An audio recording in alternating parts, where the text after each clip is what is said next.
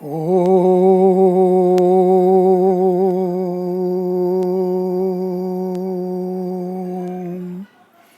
नमो नमः।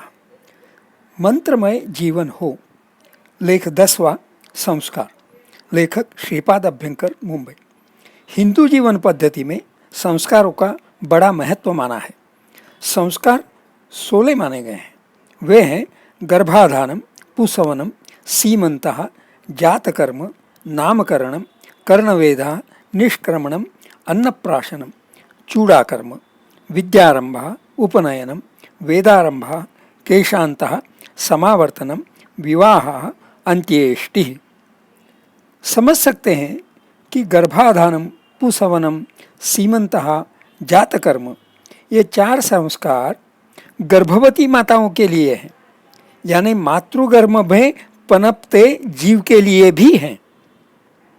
नामकरणम, कर्णवेदः, निष्क्रमणम, अन्नप्राशनम, चूड़ाकर्म ये 5 संस्कार बाल्यावस्था में किए जाते हैं।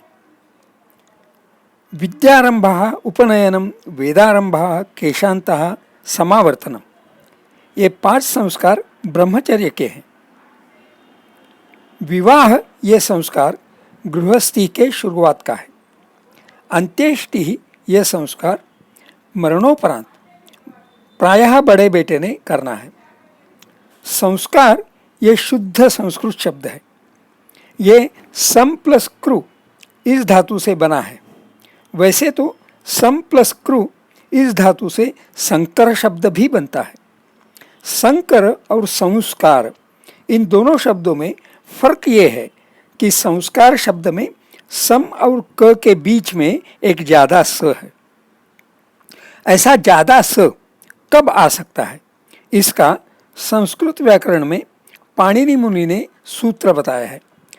संपर्युपेभ्य करोतौ भूषणे 6:137।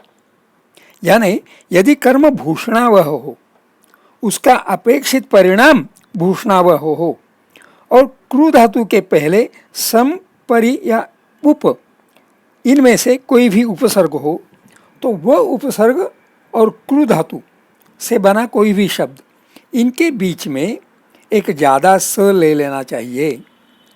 संकर जैसा बगैर ज्यादा स वाला शब्द तो तब होता है जब कर्म या उसका परिणाम भूषणावह न हो।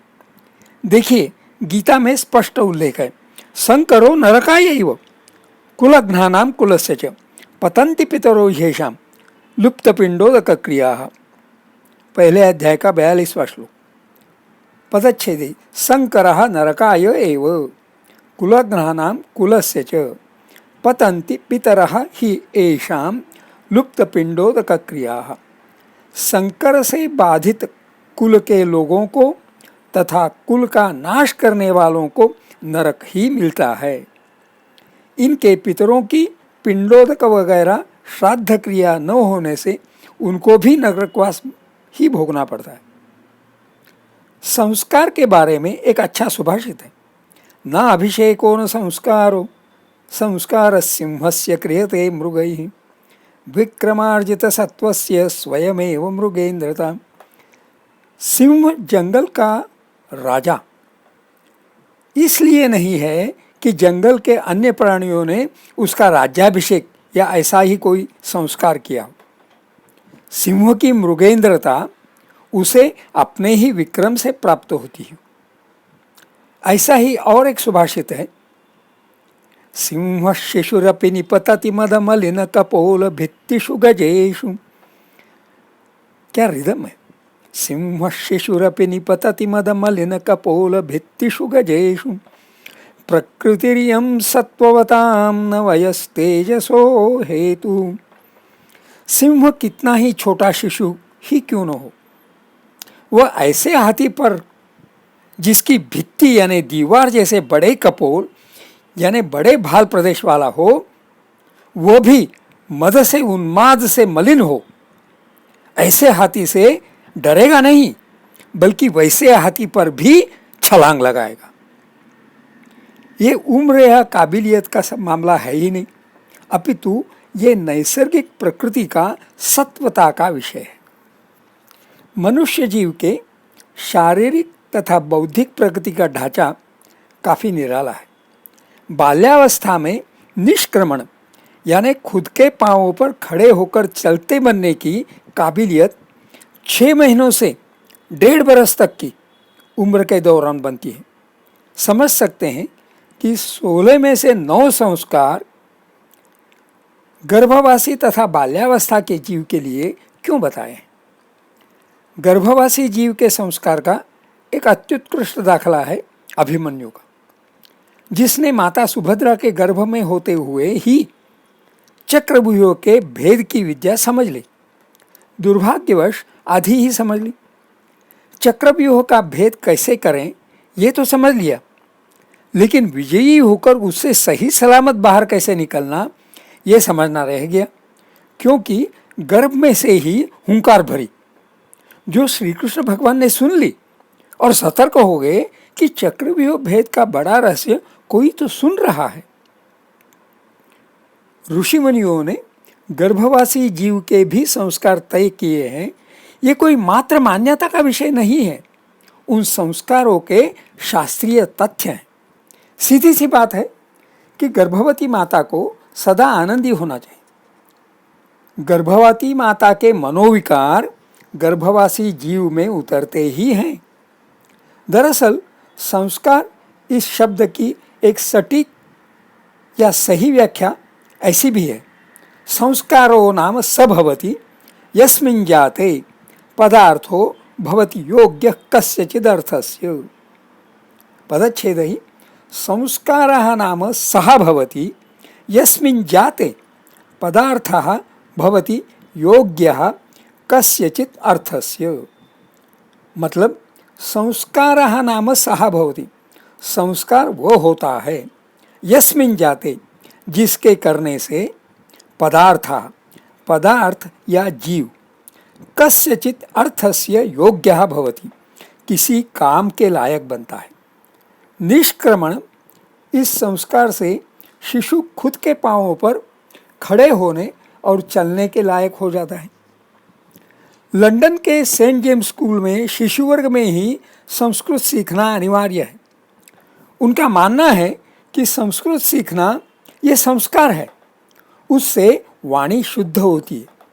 संस्कृत ये मात्र भाषा का नाम नहीं है, संस्कृत शब्द में भी ज़्यादा स है, यानी कि संस्कृत का परिणाम भूषणावह होता है। समझ सकते हैं कि मंत्र संस्कृत में क्यों होने चाहिए। संस्कृत मंत्रों का उच्चारण भी निश्चित किया होता है। निश्चित पद्धति से मंत्रों का उच्चारण करने से मंत्र सामर्थ्य प्राप्त होता है। संस्कृत भाषा के 2 लहजे हैं, वैदिक और लौकिक। मंत्र और सूक्त वैदिक लहजे के होते हैं, स्तोत्र प्रायः लौकिक लहजे के होते हैं। स्तोत्र 4-5 बरस के बच्चे भी आसानी से याद कर लेते हैं। मेरे पिताजी शिक्षक थे। उनका मानना था कि शिशुओं की आकलन शक्ति बहुत तेज होती है। बच्चों की शिक्षा कौन सी उम्र से शुरू होनी चाहिए, इसका यही प्रमाण है कि जब उनकी आकलन शक्ति तेज हो तब से शिक्षा शुरू हो सकती है, होनी चाहिए। अच्छी बात है कि इन दिनों बच्चों को 2.5-3 बरस से ही किंडरगार्टन भेजने का रिवाज सा बन गया है। दरअसल किंडरगार्टन ये जर्मन शब्द है, उसका मतलब है बच्चों का बगीचा। अंग्रेजी में प्ले स्कूल कहते हैं।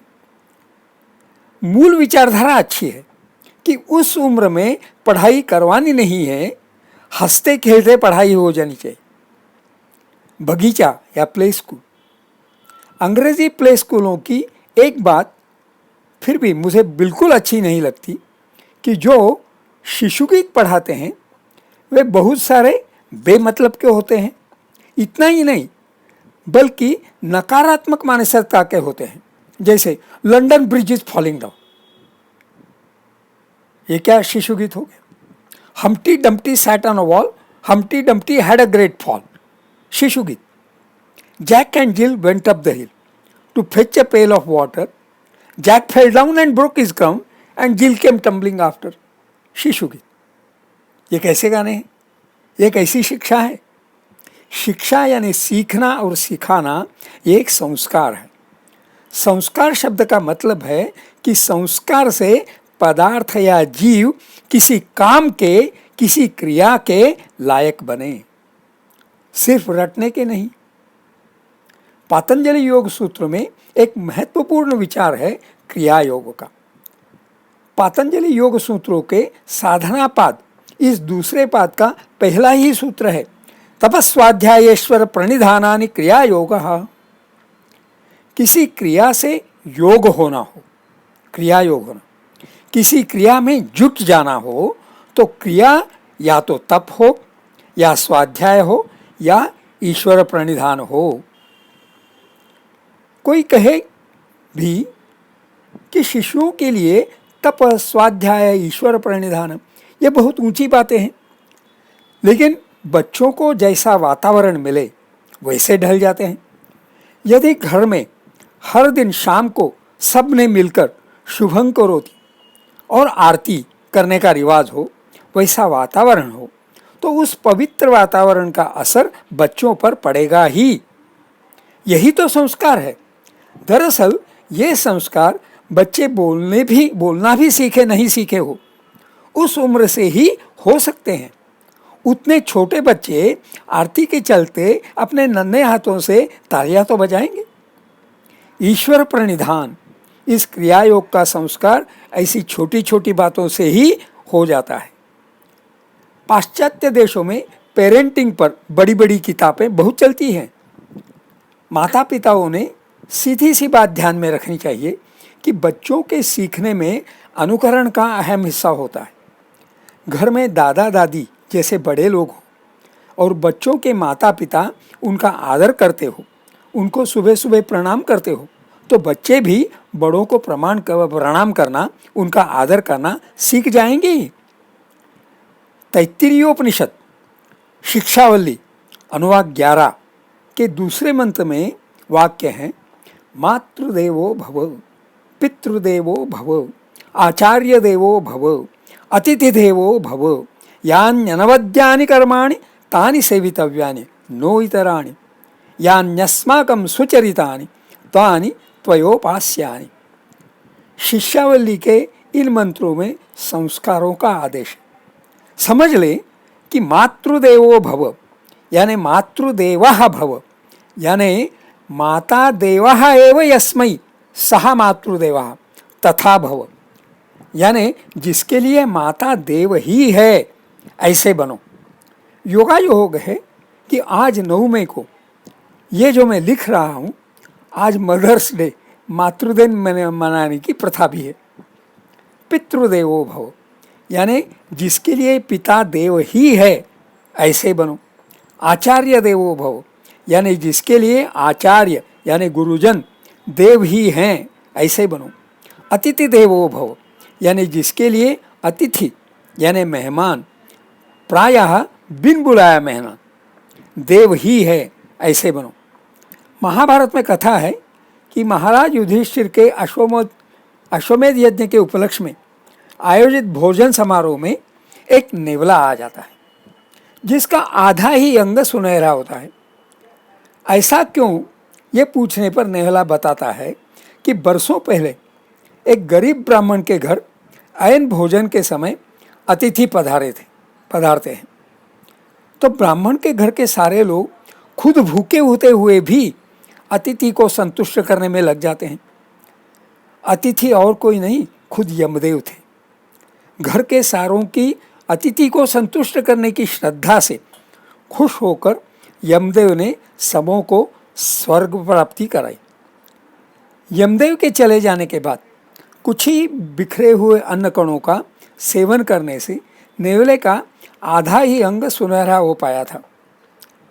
महाराज युधिष्ठिर के भोजन समारोह के अन्न कणों का सेवन करने से शायद बाकी आधा अंग भी सुनहरा हो जाए, इस आशा से नेवला उधर आया था, लेकिन निराश रहा। अतिथि देवो भव, इस मंत्र का मूल भाव कितना बखूबी से बताती है ये कथा, है ना। यान्यनवद्यानि कर्माणि तानि सेवितव्यानि नो इतराणि। पदच्छेद से यह वाक्य है, यानि अनवद्यानि कर्माणि तानि सेवितव्यानि नौ इतराणि।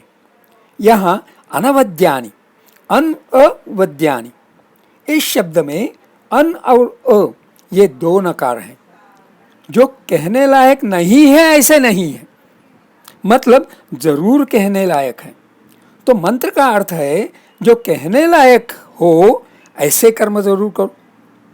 तानि सेवितव्यानि नौ इतराणि, मतलब जो कहने लायक न हो ऐसे कर्म कतई मत करो। यानि अनवद्यानि कर्माणि तानि सेवितव्यानि। इस वाक्य का यह भी मतलब है कि जो भी कर्म करने हो तो ऐसे ही कर्म करो जो करने लायक हो, कहने लायक हो। यान्यस्माकं सुचरितानि तानि त्वयोपास्यानि। पदच्छेद से ये वाक्य है, यानि अस्माकं सुचरितानि तानि त्वया उपास्यानि। जो हमारे सही आचरण हो उन्हीं का तुम अनुकरण करो। उपास्यानि यानी उपासना करने लायक, यानी आचरण में लाने लायक। दरअसल तैत्तिरीयोपनिषद शिक्षावली अनुभाग 11 के पहले मंत्र में भी अच्छी शिक्षा के ही वाक्य हैं। ये वाक्य हैं, स्वाध्यायान मा प्रमद, सत्यान न प्रमदितव्यम, धर्मान न प्रमदितव्यम, कुशलान न प्रमदितव्यम, भूत्यै न प्रमदितव्यम, स्वाध्याय प्रवचनाभ्याम न प्रमदितव्यम। इन वाक्यों में यह बताया है कि किन किन बातों में प्रमाद नहीं होना चाहिए। स्वाध्यायान मा प्रमद, पदच्छेद से स्वाध्यायात मा प्रमद, स्वाध्याय के बारे में प्रमाद नहीं होना चाहिए। पतंजलि योग सूत्र 2.1 में स्वाध्याय को क्रियायोग ही कहा है। स्वाध्याय यानी खुद की भलाई के लिए खुद करने की हर कोई बात।